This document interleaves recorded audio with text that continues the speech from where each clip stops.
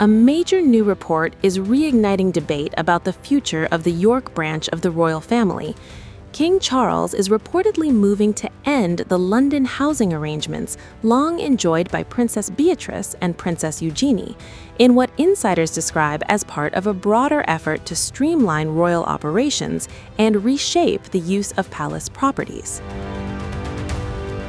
The reported move has sparked fresh questions about where Beatrice and Eugenie fit into Charles's vision for a slimmer monarchy, and whether the fallout from controversies surrounding their father is continuing to affect their standing inside the institution. Here's what we know. According to reports from Radar Online, King Charles III has instructed aides to review housing arrangements across the wider royal family as part of ongoing reforms to the royal estate. The reported changes could directly affect both York sisters.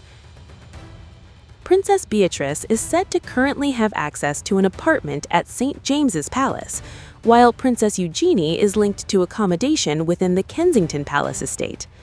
Sources cited in the report claim that royal officials first contacted the sisters last year and then followed up again several months ago, encouraging them to explore alternative accommodation for their stays in London.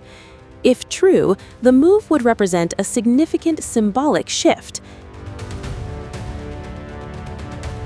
Neither Beatrice nor Eugenie are working royals, but they have long maintained a visible connection to the institution through family events and royal residences.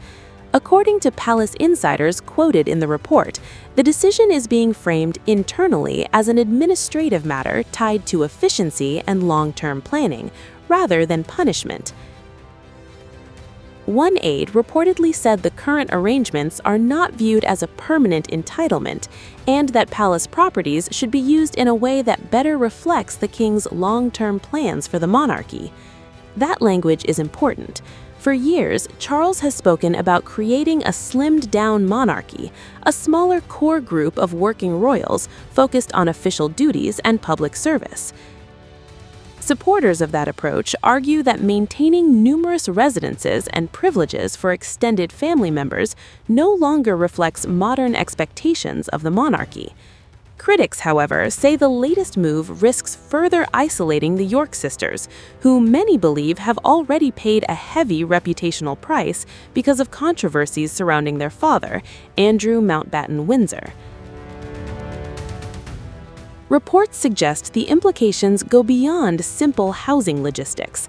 Officials are reportedly considering converting Beatrice's apartment into additional office space for expanding household operations, while Eugenie's cottage may be reassigned for senior staff use because security restrictions would make commercial rental impractical.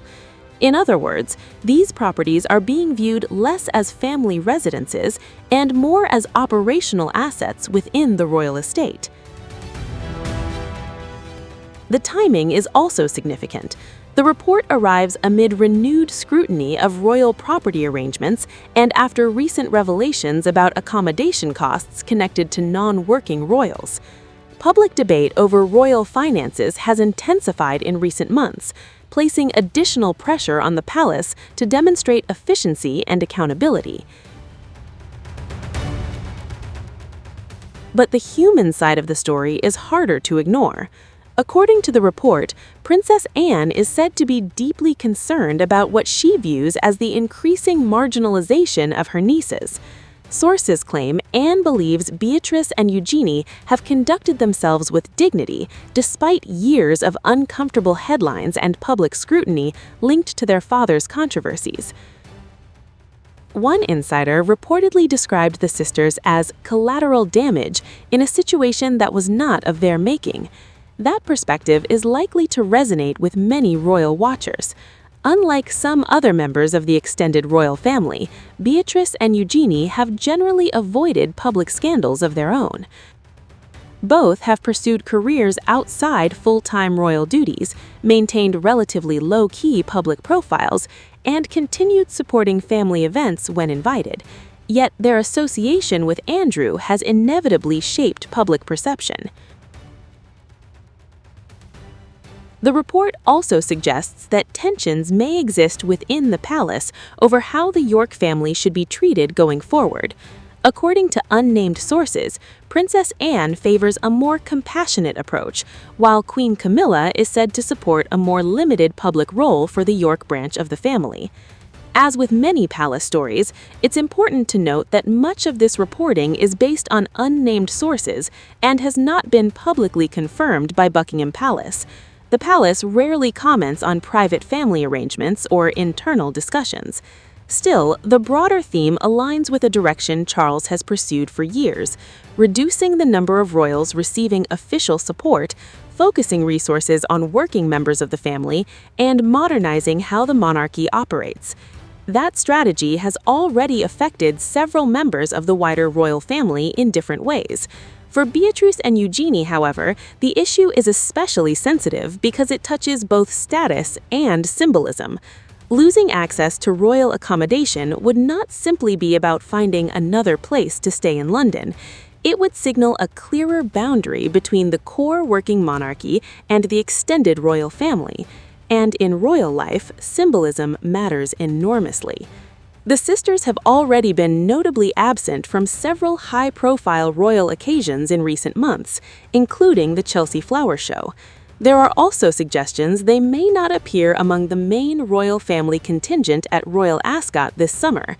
Whether those absences reflect scheduling, personal choice, or a broader shift in royal positioning remains unclear, but combined with the housing reports, they contribute to a growing narrative that the York sisters are being edged further from the center of royal life.